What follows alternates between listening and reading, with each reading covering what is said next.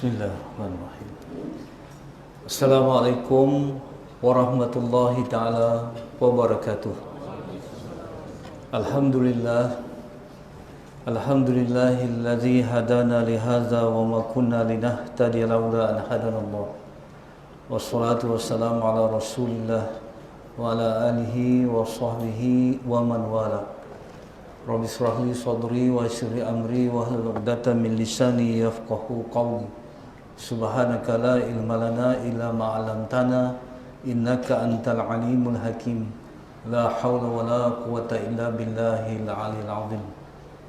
Yang berusaha lagi dihormati pengurusi surau dan pengurusi majlis Tuan Haji Jalani Jasmani, seterusnya kepada seluruh staf pengurusan dan pentadbiran surau Bangi Perdana, ibu-ibu, bapa-bapa, tuan-tuan, puan-puan, sahabat-sahabat yang dikasihi sekalian.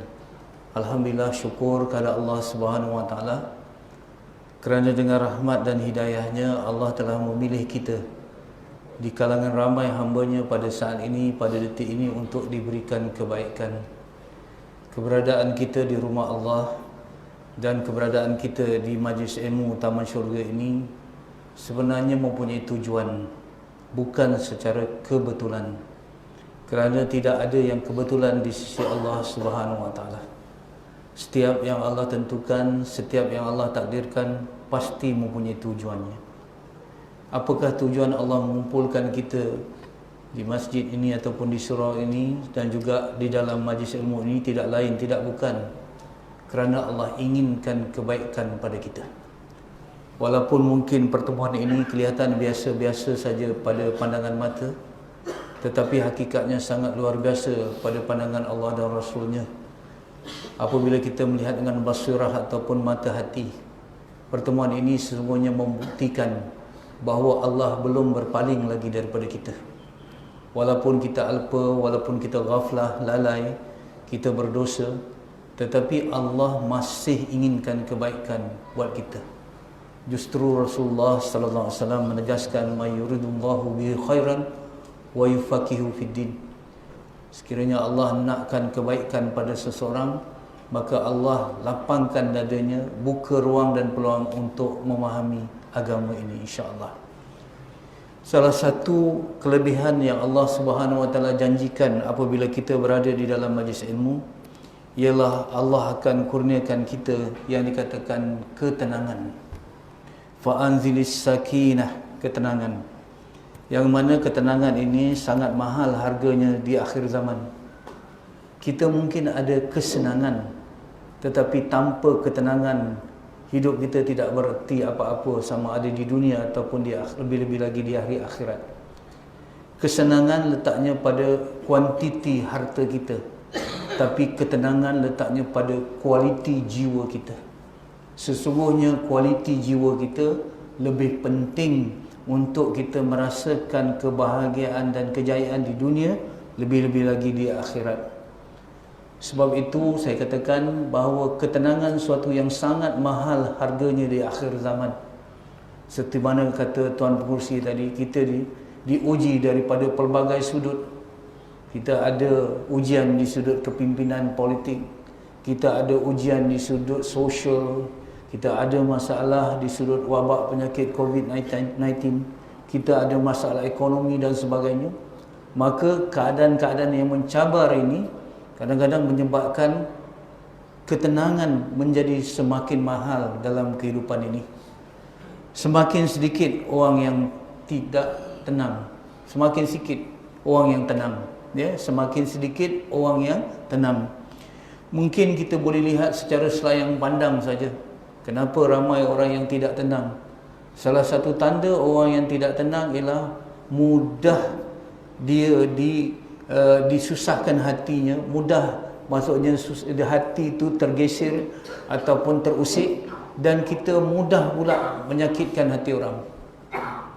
Secara selayang pandang kita ada Facebook sekarang, kita ada pelbagai media sosial seperti WhatsApp dan sebagainya, ada grup dan sebagainya, betul?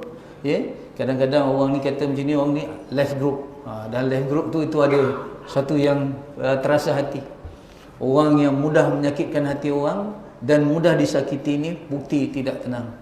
Subhanallah. Dalam Facebook kadang-kadang kita tak kenal pun orang, kita boleh caci dia, kita boleh cerca dia, kita boleh umpat dan sebagainya. Bila hati kita mudah melakukan dosa, bila hati kita mudah hasad dengki pada orang, itu menunjukkan jiwa kita tidak tenang. Sekiranya jiwa kita tenang, umpama taman yang ada bunga, yang keluar daripada hati ialah yang harum-harum dan indah-indah belaka. Tetapi kalau yang dilontarkan daripada lidah, yang terlihat daripada perlakuan itu suatu yang buruk, tentulah ada suatu yang buruk di dalam hati yang keluar. Dan apabila ada yang buruk dalam hati kita, itu membuktikan hati kita tidak tenang.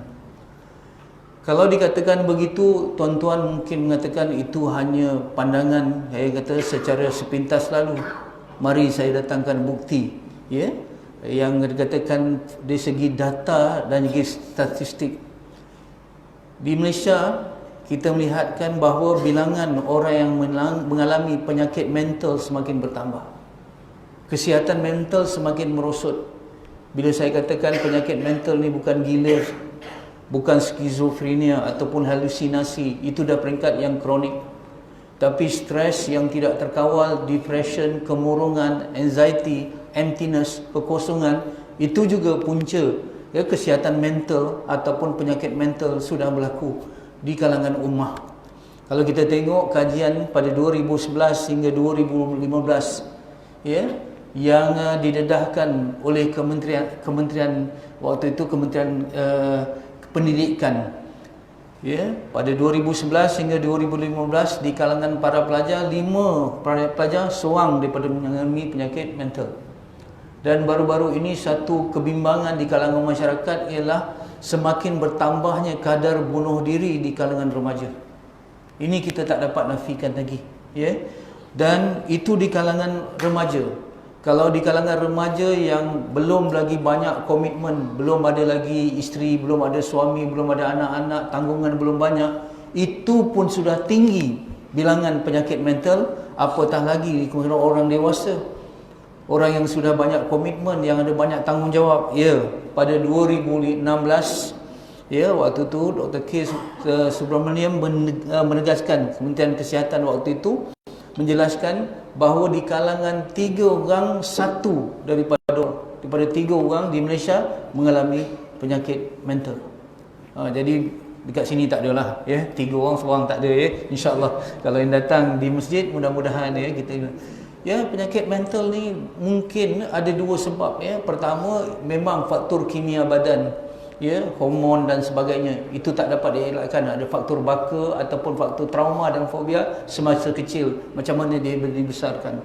Tetapi ramai orang yang mengalami tekanan, ya, stres, anxiety dan sebagainya, boredom dan sebagainya, kerana datangnya tekanan-tekanan daripada luar yang tak dapat ataupun tak mampu dipikul oleh jiwa dan pemikiran. Ini yang kita lihat, ya. Jadi subhanallah, pada tahun 2020, ya, saya datangkan slide ini pada 3 tahun yang dulu, ya, tetapi sekarang 2020 dah memang terjadilah pada tahun ini 2020. Dr. Ruzita Jamaluddin, iaitu Ketua Jabatan Psikiatri di Hospital Perlis, mendedahkan satu kajian, ya, tahun 2020 bilangan orang yang mengalami penyakit mental akan menduduki tempat kedua selepas pesakit jantung di Malaysia. Artinya penyakit jantung nombor 1, ya, penyakit mental nombor 2 bilangannya. Ramai. Subhanallah. Sebab itu kalau di seluruh dunia pada tahun 2030, UNESCO, badan di bawah bangsa-bangsa bersatu, mendedahkan bahawa pada 2030 nanti, ya, pembunuh utama dunia bukan COVID-19, bukan, tetapi pembunuh utama dunia ialah penyakit mental. Dan terbukti bahawa apabila kita stres yang tidak dapat dikawal, apabila kemurungan sudah memuncak, ya, penyakit-penyakit dalaman ini mengundang datangnya penyakit-penyakit lahiriah seperti barah, ya, seperti penyakit jantung dan sebagainya. Kerana ada hubungan, ya, yang dikatakan psikomatik antara, ya, ketidakseimbangan jiwa dengan datangnya penyakit-penyakit daripada luar. Sebab itu sejak akhir-akhir ini penyakit barah, kanser terutamanya, sudah menjadi sebagai umum. Orang boleh kena. Kalau dulu dikatakan dia kerana ada sejarah keluarga yang mengalami penyakit bara, dia juga kemungkinan. Sekarang tak ada. Kenapa? Antaranya ialah kerana hubungan stres, hubungan anxiety dengan penyakit-penyakit lahir, sehingga dibuat hasil kajian menunjukkan 70% pesakit-pesakit di hospital bermula daripada stres yang tidak dikawal. Baik saudara-saudari yang dikasihikan, itu di dunia. Kita dah nampak dah akibat di dunia. Mari kita lihat, kalau kita tidak dapat ketenangan, macam mana akibatnya di hari akhirat. Di dunia ini sebentar. Akhirat itu suatu kehidupan yang berterusan. Selama mana? Selama-lamanya. Sampai bila? Sampai bila-bila. Akhirat tidak ada penghujung. Jadi bagaimana akibatnya orang yang tidak tenang di dunia? Bagaimana impaknya di hari akhirat? Subhanallah, kita lihat ahli-ahli makrifah, terutamanya ahli-ahli sufi yang dekat dengan Allah, orang yang arif billah, mengatakan bahawa di dunia ini ada syurga. Di dunia ini ada syurga. Syurga itu dinamakan al-jannatul ajilah, syurga yang disegerakan. Syurga di akhirat itu al-jannatul abadiyah, yang hakiki dan abadi, itu syurga di hari akhirat. Tapi di dunia ini ada syurga. Bila ditanya apa itu syurga di dunia, mereka mengatakan bahawa orang yang arif billah ni menegaskan bahawa syurga di dunia ini ialah qalbun salim, iaitu hati yang sejahtera. Kalau hati yang sejahtera tu, pertama ada iman yang kuat betul dengan Allah. Bila ada iman, ada aman, jiwa tenang. Sebab bila orang yang beriman hadapi masalah, bila Allah besar dalam hatinya, Allah lebih besar daripada masalahnya. Dia yakin Allah mampu menyelesaikan. Artinya segala-galanya dipulangkan kepada Allah. Sebab tu orang yang ada iman, ada aman, ada tenang. Ini qalbun salim. InsyaAllah. Baik, yang kedua, orang-orang yang ada qalbun salim ini, dia ada sifat-sifat mahmudah dan terhindar sifat-sifat mazmumah daripada jiwanya. Tidak ada hasad, dengki, tidak ada marah, tidak ada. Sebab tu tenang. Sebab kata para ulama, kemarahan kita kepada seseorang, kalau kita ada sifat ghadab ni marah, kemarahan kita pada seorang, apinya lebih membakar diri kita berbanding orang yang kita marahkan.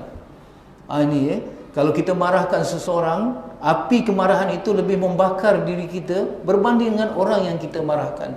Sebab itu memaafkan artinya, apabila kita memaafkan orang lain, artinya memaafkan diri kita sendiri. Betul? Ini penting.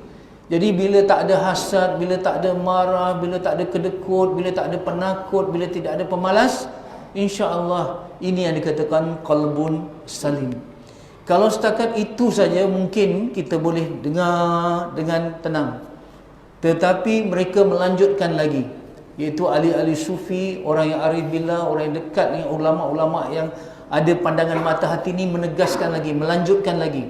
Mereka katakan, dengar siapa yang tidak mendapat al-jannatul ajilah di dunia ni, mereka tidak akan dapat syurga yang hakiki dan abadi di hari akhirat nanti.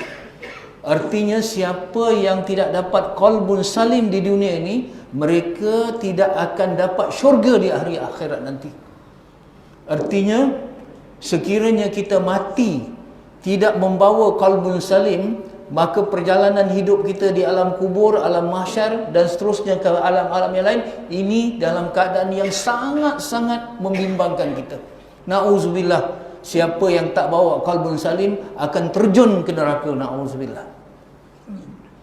Sebab tu perjuangan kita sebelum kita mati, katalah sedetik lagi kita nak meninggal dunia, berpisah antara roh dan jasad kita, mesti sedetik sebelumnya dapat qalbun salim. Sekiranya tak dapat qalbun salim, kita mati, perjalanan kita ke alam kubur, alam mahsyar, na'udzubillah, akan tercampak ke neraka. Mudah-mudahan last kali ujung-ujung masuk ke syurga. Tapi kita tak mau begitu, tak mau singgah sedikit pun ke neraka. Saya masih ingat lagi pesan guru kita. Dia kata, kalau kita berdoa, jangan lupa dua doa. Yang pertama, minta kita mati dalam husnul khatimah. Yang kedua, minta masuk syurga tanpa hisab. Sebab kalau kita singgah ke neraka sebentar sekalipun, kita tanggung. Ya, kita tengok dalam hadis yang mengatakan, ya, azab yang paling ringan di neraka, yang paling ringan ialah dipakaikan kasut daripada bara api neraka menggelegak otak orang tu. Itu azab yang ringan. Itu bukan pasal mengumpat, itu bukan pasal memfitnah. Sebab mengumpat, memfitnah disebut dalam Al-Quran. Kalau disebut dalam Al-Quran, itu bukan dosa kecil. Subhanallah, kita takkan mampu singgah sebentar pun dalam neraka. Sebab itu perjuangan kita seharusnya kita fokus betul-betul bagaimana nak dapat qalbun salim. Apa hujah mereka yang mengatakan siapa yang tak dapat qalbun salim, ya, mereka tidak akan dapat, ya, syurga yang di akhirat nanti, akan terjun ke neraka, na'udzubillah. Hujahnya ialah, ya, ayat Quran, yauma la yanfa'un malun wala banun illa man atallaha biqalbin salim.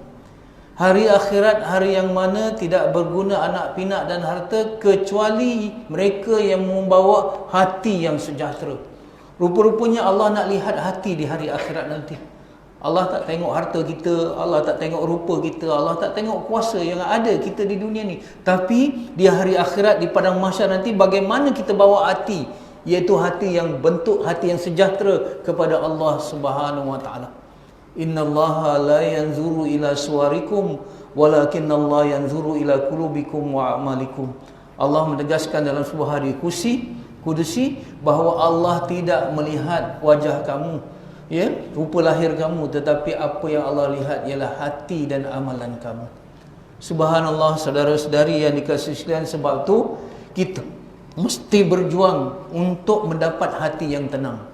Dan untuk kita berjuang bersungguh-sungguh untuk mendapat hati yang tenang, kita kena tahu dulu, first thing first, mesti kita tahu mengapa hati tidak tenang. Itu dulu. Bila kita tahu mengapa hati tidak tenang, barulah kita hindarkan sebab-sebab hati tidak tenang. Akhirnya kita mendapat yang dikatakan hati yang sejahtera ataupun qalbun salim. Saudara-saudari yang dikasihi sekalian, kesalahan besar manusia yang menyebabkan manusia ini tidak dapat ketenangan ialah manusia lebih utamakan kesenangan berbanding dengan ketenangan. Manusia lebih utamakan kesenangan berbanding ketenangan. Kalau rumah besar, aku tenang. Kalau makanan lazat, aku tenang. Kalau pakaian indah, kalau kereta semua ada, keperluan lahiriah, fizikal dan material ni semua lengkap, maka aku dapat ketenangan. Artinya kesalahan besar manusia ialah manusia lebih utamakan kuantiti hartanya berbanding dengan kualiti jiwanya. Ya, saudara-saudari yang dikasihi sekalian, pernah tak kita tengok kualiti jiwa kita di depan macam mana? Kalau kita di hadapan cermin, yang kita belik, yang kita solek selalu ialah wajah lahiriah kita. Wajah batin kita tak nampak. Mungkin waktu muda dulu kita ada marah, tapi sekarang umur dah 60 tahun, umur dah 55 tahun, umur dah hampir 70 tahun, macam mana marah tu? Sudah tak kita kawal kazimul ghais? Apakah marah itu makin membesar dan sebagainya? Kalau dulu kita hasad, tahun 2020 ni, tahun dulu 2019 kita ada hasad, tahun 2020 ni macam mana wajah batin kita? Sebab itu, apabila kita bila kita berdepan dengan cermin, ada doa cermin, Allahumma hasanta halqi fahsun khuluqi. Seperti mana engkau sempurnakan wajahku, sempurnakan juga akhlakku. Akhlakku ini datang daripada wajah batin kita. Subhanallah, saudara-saudari yang dikasihi sekalian, paling kesalahan yang paling besar oleh manusia ialah manusia mengatakan begini, dengar ya, bila aku senang, aku tenang. Tu.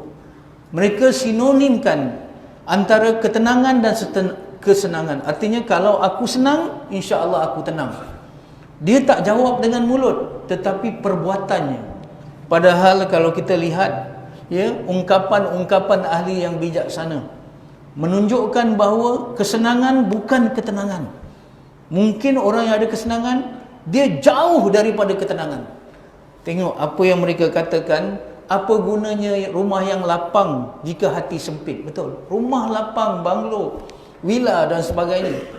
Tapi apabila krisis antara suami isteri, tengok ya, bila masuk bilik tidur besar, ya, bila sempit, bila ada krisis antara suami isteri, isteri hujung sana, suami hujung sini. Tempat lapang jadi sempit sebab sempit hati. Betul.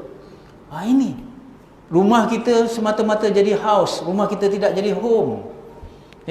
House tu apa? Rumah dibina dengan kayu, dengan besi, dengan konkrit, dengan batu. Itu rumah. Tetapi rumah tangga dibina dengan kasih sayang, cinta. Artinya dengan kuantiti harta kita membina rumah, tetapi dengan kualiti jiwa kita membina rumah tangga. Berapa banyak rumah yang tidak ada hati di dalamnya. Betul. Begitu juga mereka mengatakan dengan wang kita boleh membeli makanan yang lazat, tetapi wang tidak membeli selera. Betul. Kita ada makanan yang lazat depan, sate kajang macam-macam depan ni, tapi tak boleh makan. Orang kata, kenapa you tak boleh makan? Hati resah, hati gelisah, ingat ini, ingat itu dan sebagainya. Betul. Makanan lazat tapi tak boleh makan. Kenapa? Dah selera tak ada. Kenapa selera tak ada? Susah hati.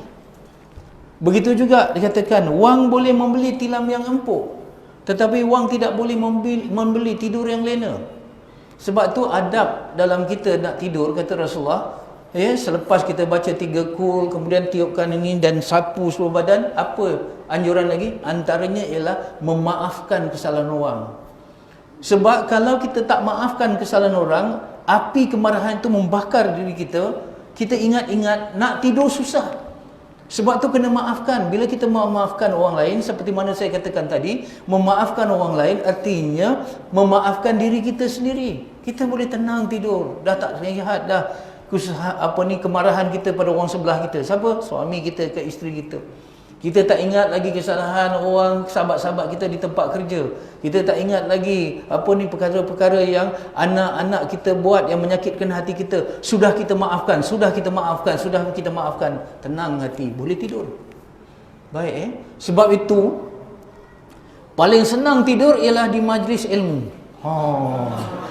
Sebab ilmu ni kan tenang taman syurga itu, sebab tu tenang. Kalau malam-malam tu susah nak tidur, fikir-fikir payah nak tidur. Tapi majlis ilmu 3 minit 4 minit senang tidur Tak apa saya sangka baik selalunya Dia punya monitor je off, CPU masih on lagi Walaupun mata tertutup tapi mata hati tetap terbuka Saudara-saudari yang dikasihi, kita tengok ini ungkapan. Apa hujah nakli yang mengatakan nakli ni yang kita dapat dalam Al-Quran? Bahawa ramai orang-orang yang punya kesenangan tapi tak tenang.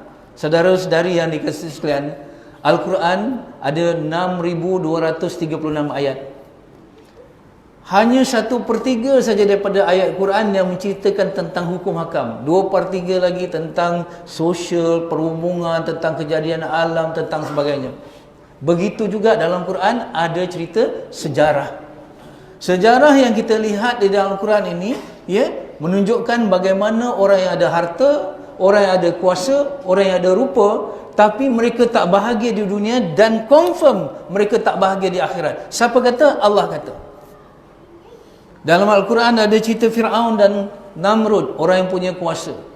Dalam Quran ada cerita tentang Qarun, orang yang punya harta. Dalam Quran ada cerita tentang isteri kepada Abu Lahab, Ummu Jamil, seorang ratu cantik yang punya rupa yang cantik, rupawan. Tetapi bagaimana kehidupan mereka? Saudara-saudari yang dikasihi sekalian, bila Allah menceritakan tentang figur-figur, ikon-ikon kebinasaan ini, Allah tidak bercakap tentang pribadinya. Artinya tentang sifatnya. Artinya siapa saja yang ada sifat yang mewarisi sifat-sifat Fir'aun, Qarun, Namrud, Ummu Jamil, mereka akan mendapat nasib yang sama. Sebab itu cerita ini sebagai ibrah. Ibrah itu apa? Mengaitkan sesuatu dengan sesuatu. Artinya bila kita baca Al-Quran, walaupun itu cerita Fir'aun, walaupun itu cerita Qarun, tetapi hendaklah muhasabah. Apakah sifat itu kita kaitkan dengan diri kita, ada atau tidak? Saudara-saudari yang dikasihi sekalian, sebab itu ikon kebinasaan sepanjang zaman ini bukan cerita dulu, tetapi cerita yang berbentuk, orang kata yang bersifat evergreen, berterusan, akan berlaku. Dia ganti saja watak dan sebagainya, tapi sifat-sifat itu senantiasa ada. Saudara-saudari yang dikasihi sekalian, itu hujah Al-Quran, naqli. Tetapi ada hujah yang kedua, iaitu aqli. pemikiran. Saudara-saudari yang dikasihi sekalian, Allah sentiasa berkomunikasi dengan manusia melalui 3 cara. Sekali lagi saya tegaskan, Allah sentiasa berkomunikasi dengan manusia, berhubung dengan manusia, ya, bercakap-cakap, quote and unquote dengan manusia melalui 3 platform ataupun 3 cara. Pertama, melalui ayat-ayat makru'ah. Ayat-ayat makru'ah ni melalui Al-Quran. Ini ayat makru'ah yang kita baca. Yang kedua, ayat manzurah ataupun ayat kauniyah. Ayat kauniyah ni alam ini, ciptaan alam ini semuanya, ya. Semuanya alam ini, dari perkataan alamun artinya tanda. Alam ini tanda adanya Allah Subhanahu Wa Taala. Alam ini tanda Allah berkuasa pada Allah. Alam ini teratur, tentu ada yang mengatur. Betul, ya. Jadi Allah berbicara dengan manusia melalui terbitnya matahari, kemudian terbenamnya matahari, kemudian datangnya bulan, datangnya bintang, aliran sungai, kemudian tengok laut, awan, gemawan, langit dan sebagainya. Ini bicara mahakarya Allah untuk memberitahu Allah tu ada dan berkuasa, dan adanya hari akhirat. Why deny the second creation? Ya, while the first creation is here to see. Orang putih kata gitu. Kenapa kita menafikan penciptaan kedua, iaitu hari akhirat, hereafter, sedangkan penciptaan pertama sudah ada di depan mata kita? Ini ayat Allah berbicara melalui ayat apa? Ayat kauniyah ataupun ayat manzurah. Yang ketiga, Allah berbicara dengan manusia melalui ayat-ayat yang dikatakan ayyamullah. Ayat-ayat ini adalah peristiwa-peristiwa, kejadian-kejadian yang sentiasa berlaku, dan setiap yang berlaku ada tujuan, ada message daripada Allah untuk difahami. Tak kira dah dia COVID-19 ke, dia pergolakan politik ke, dia masalah ekonomi ke, ada tujuan-tujuan. Ada Allah Subhanahu Wa Taala berbicara kepada manusia melalui peristiwa-peristiwa itu. Subhanallah, saudara-saudari yang dikasihi sekalian, kita tengok realiti hari ini. Saya tak nak bercakap tentang politik, tentang ekonomi dan sebagainya, nak cakap tentang subjek kita, tenang. Allah datangkan peristiwa-peristiwa yang menunjukkan orang yang punya kuasa, orang yang mempunyai rupa, orang yang berada di puncak karier, mereka bunuh diri. Tak tenang hidup mereka. Kita tengok itu kalau budak muda tahulah tu, siapa dia? Chester Bennington. Gambar yang sebelah kiri tu. Ya, penyanyi utama Linkin Park. Dia bunuh diri ketika dia berada di puncak karier. $1 billion dia punya harta, ada isteri, ada anak. Semua kesenangan dia ada, segala-galanya dia ada. Kita tak faham kenapa dia bunuh diri. Kalau kita tak merujuk ke dalam Quran. Bila kita rujuk ke dalam Quran, orang yang menolak hidayah, orang yang menolak panduan daripada Allah, kehidupan dia, apa kata dalam Quran? Ma'isyatan dangka. Ma'isyatan dangka ni susah nak sebut. Kalau tajwid pun susah nak sebut. Sebab dia sinonim dengan artinya sempit hidupnya. Terjadi. Orang puja K-pop, betul. Industri yang besar sekarang ni, Korea. Industri hiburan dia. Selain daripada pembedahan plastik, Korea. Selain daripada industri kereta dan sebagainya. Tetapi bintang-bintang K-pop ni ramai yang bunuh diri. Subhanallah, Kita tengok, kalau kita nak datangkan contoh ini sekadar dalam kehidupan kita hari-hari. Saya tak bawa contoh di Malaysia, sebab sensitif. Tetapi kita bawa ikon-ikon menjadi pujaan, semua kiblat ke sana. Beverly Hills, Hollywood, Bollywood dan sebagainya. Kita tengok macam mana kehidupan mereka. Subhanallah. Tak keterlaluan kalau kita kata yang paling tidak terhibur di dunia ini ialah penghibur. Betul. Yang paling tak terhibur di dunia ialah penghibur. Jadi kalau begitu, kena fikir balik. Saya sebut tentang Lady Diana ni sebab Lady Diana perlu semua dia lengkap. Ada orang ada rupa tapi tak ada popular. Ada orang ada rupa tapi tak ada kuasa. Tapi Lady Diana package dia lengkap. Semua ada, kuasa, harta, rupa. Tetapi bagaimana kehidupan Candle in the Wind ini, dalam kehidupan yang kita tahu sama-sama. Tragedi seorang puteri. Benda ni, perkara-perkara ni, peristiwa ni bukan saja-saja. Sebab hari-hari kita baca surat khabar, hari-hari kita bawa majalah, semuanya ini ada maksud tersirat yang Allah sedang berbicara kepada manusia. Saudara-saudari yang dikasihi sekalian, tetapi kelemahan manusia ini, kata guru-guru kita yang baik, guru-guru kita yang mulia, dia bagi tahu, saya masih teringat lagi waktu remaja dulu, dia kata, ada seorang guru kita kata, banyak manusia ni otak dia macam otak kelekatu. Otak kelekatu tahu ya? Kelekatu ni satu serangga yang sangat obses dengan cahaya. Dia sangat terikat dengan, tertarik dengan cahaya. Kalau di kampung-kampung tak tahu lah, Gen Y ni tak tahu kelekatu ni Kalau kita yang orang tu tahu kelekatu Kalau nanti di kampung kalau ada lampu gasolin ke apa ke, dia datang, kelekatu ni datang, dia hantuk kepala kat sumber cahaya, kemudian dia jatuh mati. Kelekatu kedua, ketiga, keempat, akhirnya berpuluh-puluh, beratus-ratus kelekatu mati di bawah cahaya. Betul. Tidak pernahlah kelekatu yang pertama kena kepala jatuh cahaya. Kelekatu yang kedua tengok kawan dah jatuh, U-turn. Yang nombor 3 U-turn. Dia patut U-turn lah, tengok dah ramai jatuh ni, U-turn lah kan. Tapi inilah otak kelekatu betul. Tapi itu serangga. Tapi manusia yang ada akal, afala ta'qilun ini, sepatutnya jangan jadi otak kelekatu. Allah dah tunjuk dalam dalil akli, dan Allah tunjuk dah dalam nakli, Allah dah tunjuk dalam ayat makru'ah, dan Allah dah tunjuk dalam ayat ayamullah. Apa akibatnya apabila menolak Islam dan menolak Allah dalam kehidupan, hancur musnah kehidupan. Tetapi tidak. Apa yang terjadi kepada mereka ni, kita ikut lagi track yang sama, kita ikut lagi jalan yang sama, betul? Akhirnya kita pasti mengalami yang sama. Jadi otak manusia ni otak kelekatu. Otak kita masih lagi yang kita menuruti, menteladani jalan-jalan Fir'aun, jalan-jalan Qarun, jalan-jalan Ummu Jamil, jalan-jalan artis-artis yang sudah musnah hidupnya di dunia.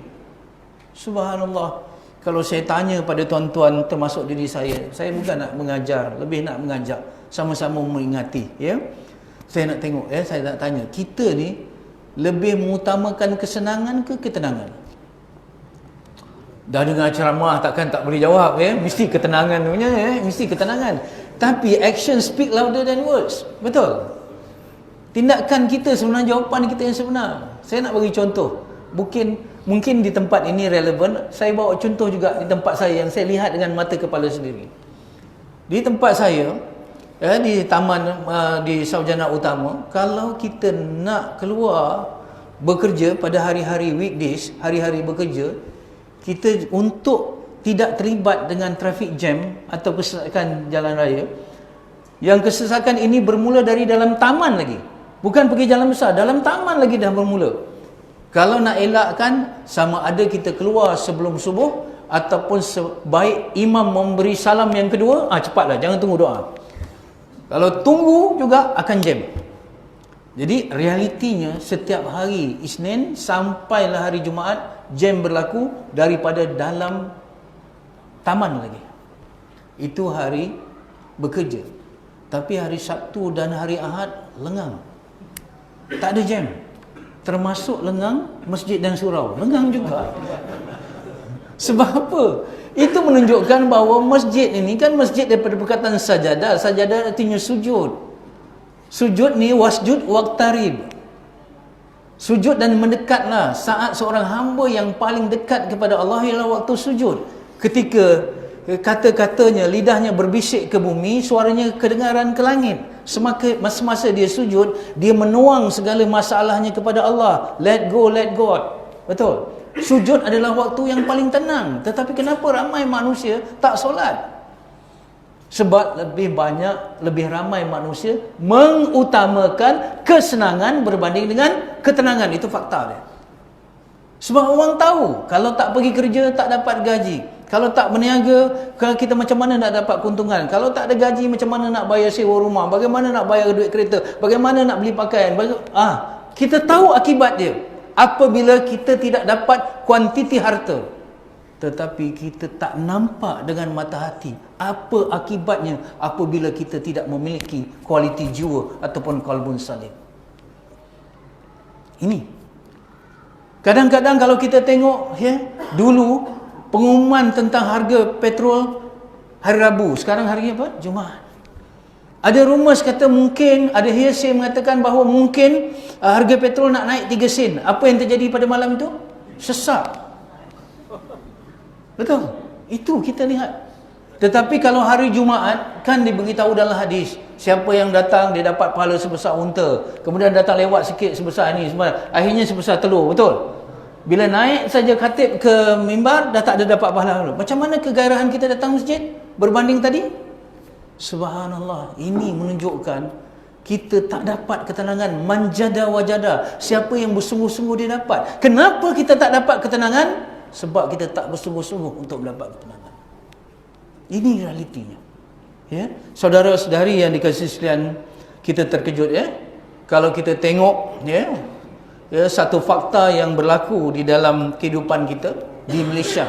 Di Malaysia ya, satu kajian menunjukkan 80% umat Islam tidak solat.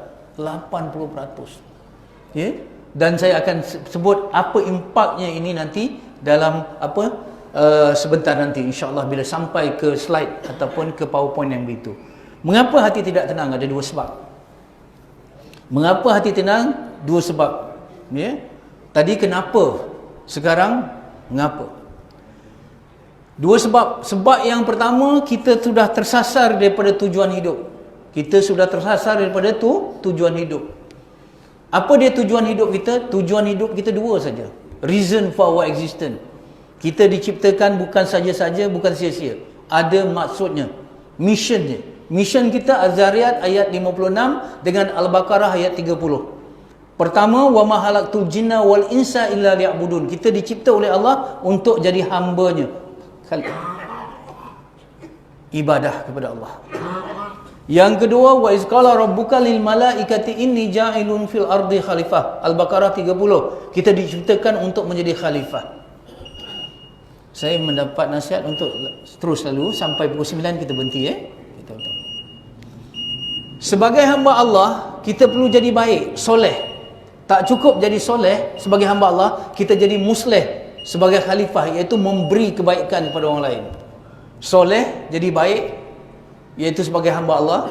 Musleh, itu memberi kebaikan sebagai khalifah. Ini tujuan kita. Selagi kita taat dan akur patuh kepada Allah dalam setiap masa, setiap kita, di mana saja beribadah kepada Allah. Saya tak sentuh tentang ibadah kepada Allah ni. Ibadah kepada Allah ni ada tiga ya. Pertama, ibadah asas. Yang kedua, ibadah sunat. Ketiga, ibadah umum. Seluruh kehidupan kita adalah ibadah. Betul? Ya, itu saya tak sentuh. Ya, artinya kita taat dan patuh kepada Allah setiap masa, itu sebagai hamba Allah. Yang kedua, kita perlu menjadi khalifah. Khalifah ni wakil. Dalam kitab kata khalifah ini siasat dunia wa iqamatud din. Siasat dunia maksudnya mengurus tadbir, good governance dunia ini, mengurus tadbir dunia ini dengan apa? Wa iqamatud din, dengan SOP yang ditunjukkan oleh Allah.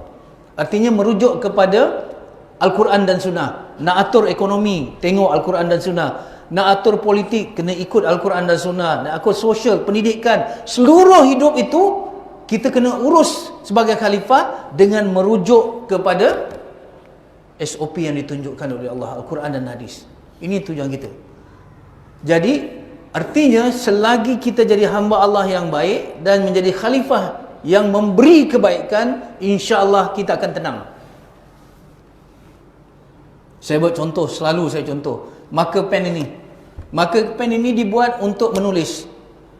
Selagi saya gunakan marker pen ini untuk menulis, marker pen ini dalam keadaan baik.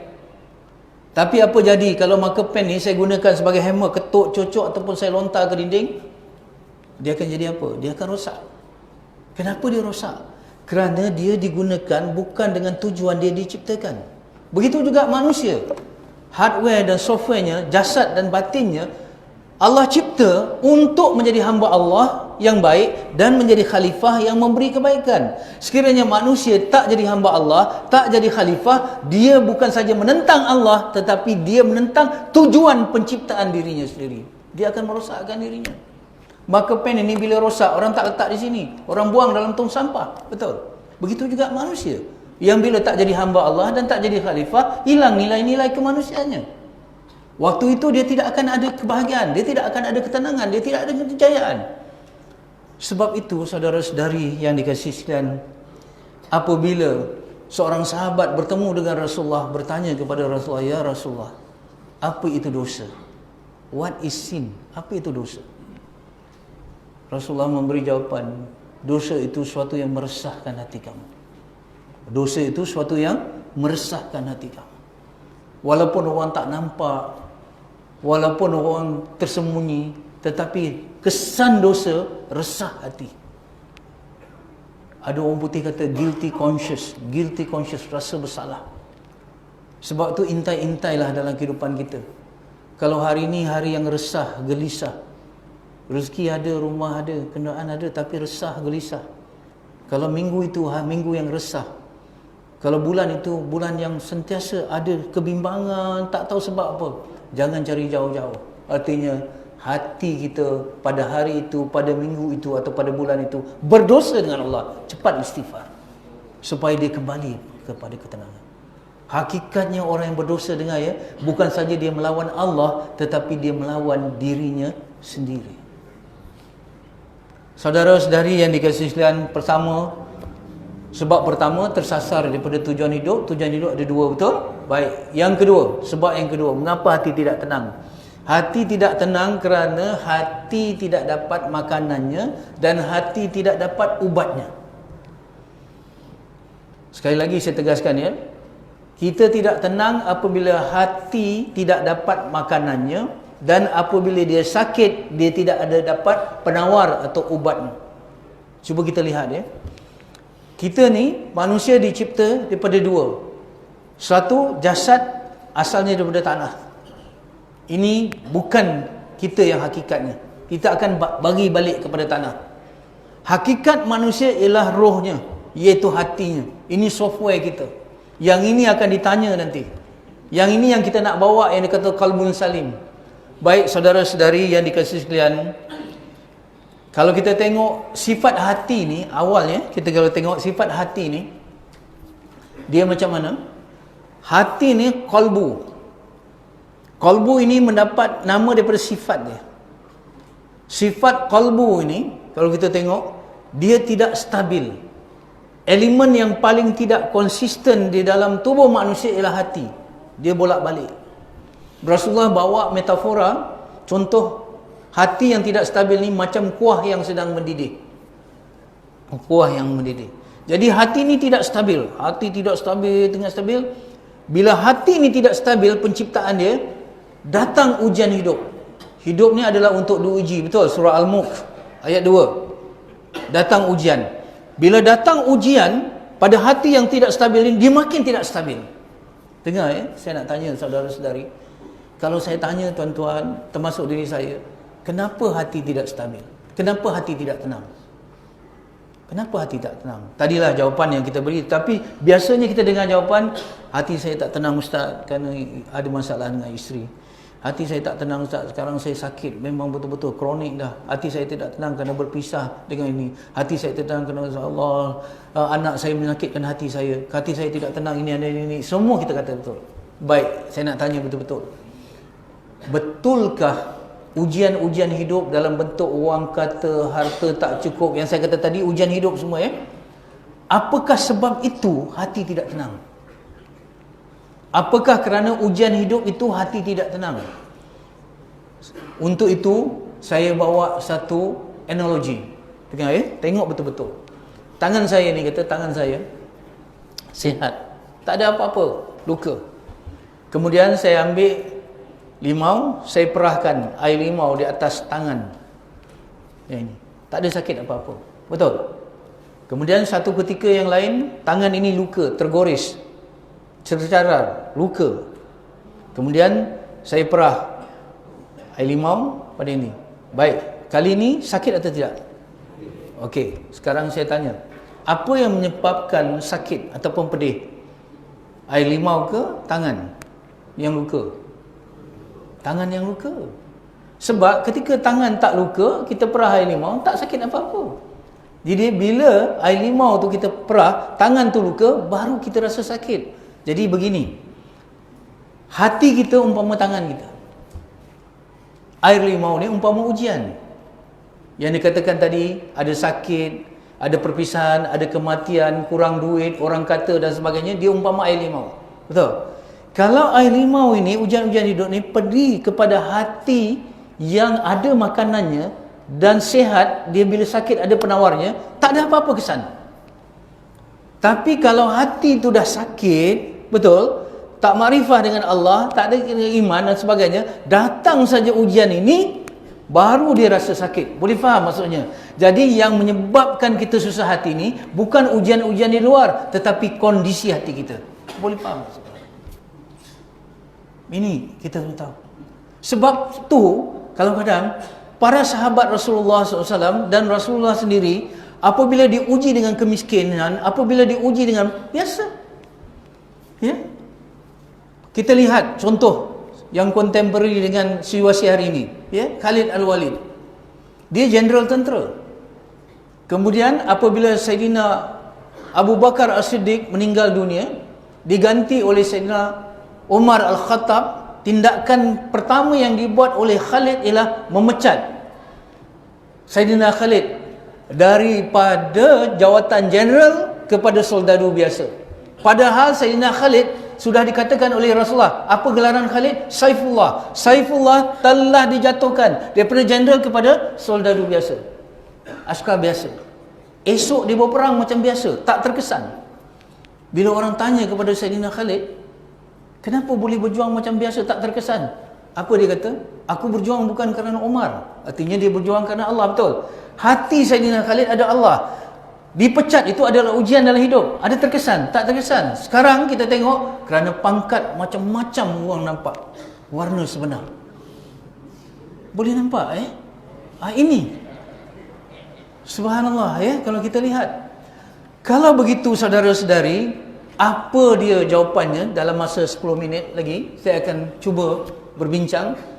Apa dia makanan bagi hati dan apa dia penawar bagi hati apabila sakit. Surah Ar-Ra'du. Kita tengok surah Ar-Ra'du, ya. Ya, kita tengok surah Ar-Ra'du yang menegaskan begini. Dengar, ya. A'udzubillahi minasyaitonirrajim. Wallazina amanu wa tatma'innul qulubuhum bizikrillah ala bizikrillahi tatma'innul qulub. Dalam surah Ar-Ra'du ni ada jawapan tadi. Wallazina amanu wa tatma'innul qulubuhum bizikrillah ala bizikrillahi tatma'innul qulub. Dan orang-orang beriman itu tenang hatinya dengan mengingati Allah. Ketahuilah dengan mengingati Allah hati akan menjadi tenang. Jadi dengan ayat yang pendek surah Ar-Ra'du ini, kita dapat tahu bahawa saudara-saudari yang dikasihi sekalian, makanan bagi hati ialah iman. Dan penawar ataupun ubat bagi hati ialah zikrullah. Boleh faham maksud saya? Iman, keyakinan kita kepada Allah, ya, menyebabkan hati kita mendapat makanan. Dia kuat. Dengar, ya. Hati yang tadi, kalbu tadi yang bolak-balik, datang iman. Bila iman, dia aman, dia ditenang. Kenapa? Bila ada ujian, dia tidak melihat ujian, tetapi dia lihat pemberi ujian. Dia boleh sabar. Bila datang nikmat, dia tidak lihat hanya nikmat, tetapi dia lihat pemberi nikmat. Waktu itu dia syukur. Kalau ada suatu perkara yang datang yang dia tidak sukai dalam hidup, dia minta lapang, Tuhan bagi sempit. Dia minta terang, Allah bagi gelap. Dia minta sihat, Allah bagi sakit. Semuanya tak sepadan apa yang dikehendaki. Waktu tu dia surah Al-Baqarah. Wa asa an takrahu syai'an fa huwa khairul lakum wa asa an tuhibbu syai'an fa huwa syarrul lakum wallahu a'lamu wa antum la ta'lamun. Kata Allah, dia tahu dengan imannya, dia kata ada perkara yang kamu rasa baik tapi itu tak baik untuk kamu. Ada rasa yang perkara kamu kata rasa itu buruk bagi kamu tapi itu baik bagi kamu. Allah kata, aku mengetahui tapi kamu tak mengetahui. Ilmu kamu terbatas, ilmu aku maha luas, kata Allah. Seolah-olah begitu. Maka sebab itu, apa saja yang datang daripada Allah, kalau pedih itu jadi penawar, kalau pahit itu jadi ubat. Dia tahu. Come what may, all is well. Walaupun kadang-kadang dia berperang juga dengan hati dia, tetapi ada pengkalan ni untuk diserah kepada Allah. Dia tahu, imannya memberitahu, aku hanya hamba Allah. Bila dia uji, dia kata apa? Inna lillah wa inna ilaihi raji'un. Bila dia uji, dia kata inna lillah. Inna lillah ni pada aku ni milik Allah, kami ni milik Allah. Kalau kami milik Allah, Allah layak uji aku. Kadang-kadang kita why me, kita kata, kenapa aku? Sedangkan Allah kata why not? Kamu hamba aku. Betul? Tak layak. Macam kita fikir secara logik, ya. Kita bela ayam direban, bila tiba hari raya, kita ambil 3 daripadanya, kita sembelih. Yang 2 kita simpan. Yang 3 tu boleh cakap, kenapa aku pilih? Pilih aku, kenapa? Yang 2 ni kenapa tak pilih? Kamu ayam lah. Kita lebih hina daripada itu dibandingkan dengan Allah. Tapi Allah yang menguji kita ni, dengar ya, kalau kita makrifah dengan Allah, apa kata Allah? Aku lebih sayang hamba-Ku daripada seorang ibu yang menyayangi anaknya. Pada satu ketika di musim kemarau, di musim kelaparan, ada seorang ibu dengan 2 orang anaknya datang minta bantuan ke rumah Siti Aisyah. Lapar sangat.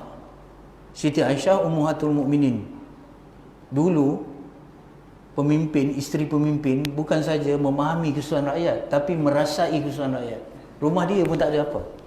Akhirnya dia cari-cari, dapatlah 3 biji tamar.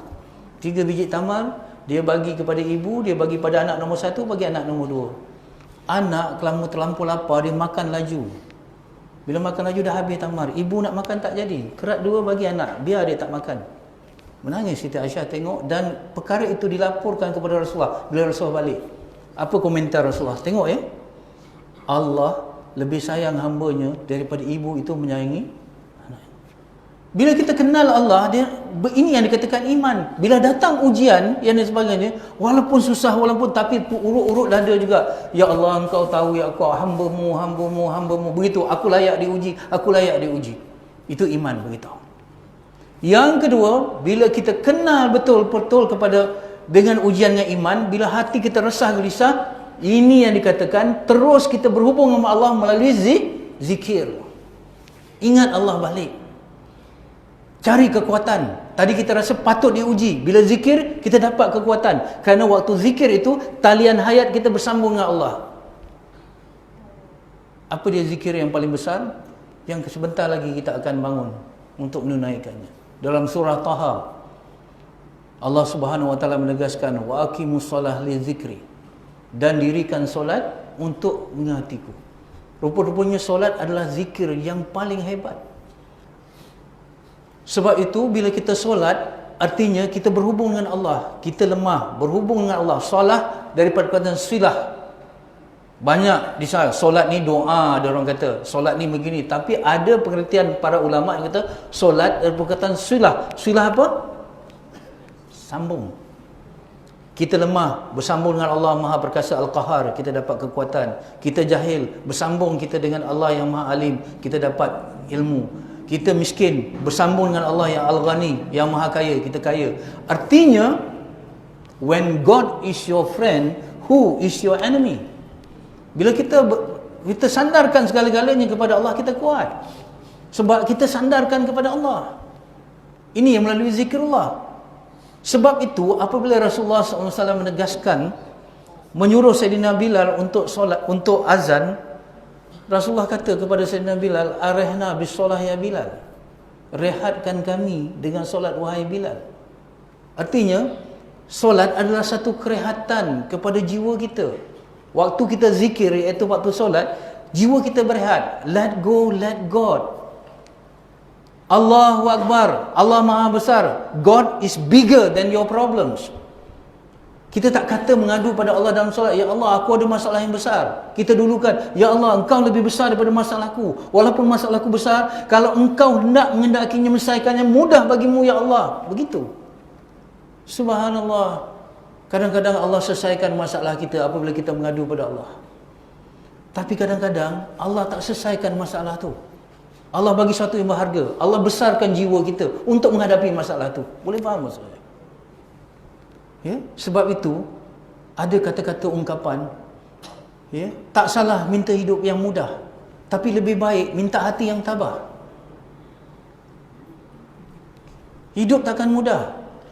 Manusia dilahirkan dengan tangisan, dicelahi hidup dengan tangisan, dan diakhiri hidup dengan tangisan. Manusia lahir, seorang bayi menangis. Kehidupan kita ada tragedi, ada kesusahan yang kita akan menangis. Dan kita akan dihantar ke kubur dengan tangisan, betul? Khuliqal insana dha'ifa, kata Allah. Manusia ni dicipta dengan keadaan yang lemah.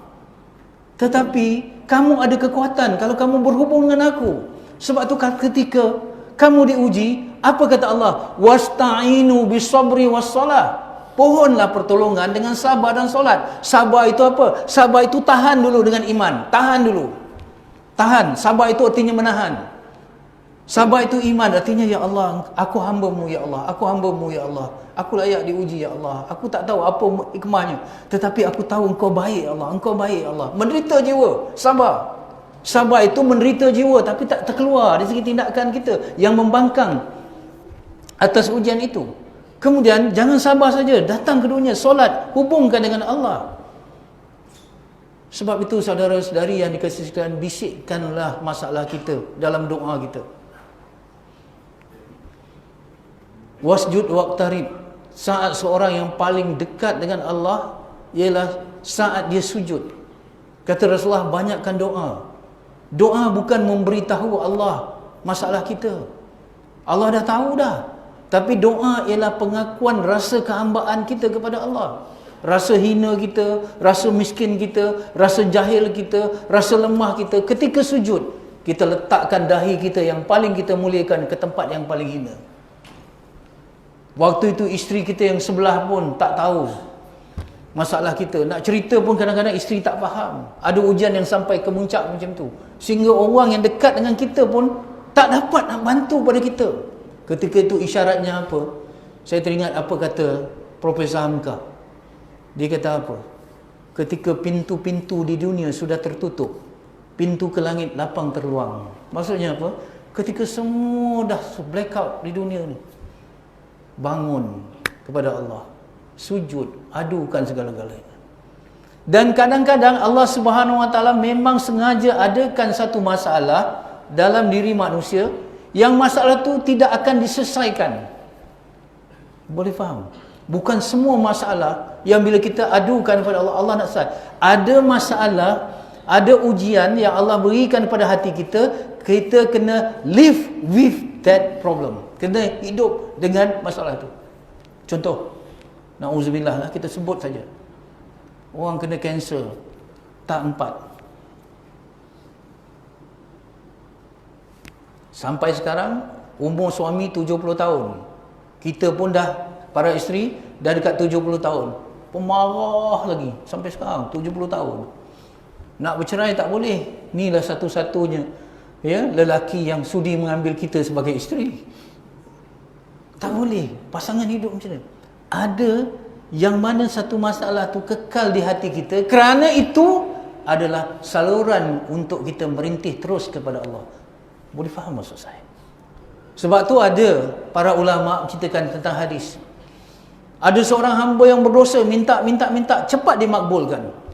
Cepat dimakbulkan. Sedangkan dia berdosa, dia minta cepat dia makbulkan. Ada hamba yang taat, hamba yang Allah sayang. Dia minta, tak bagi-bagi.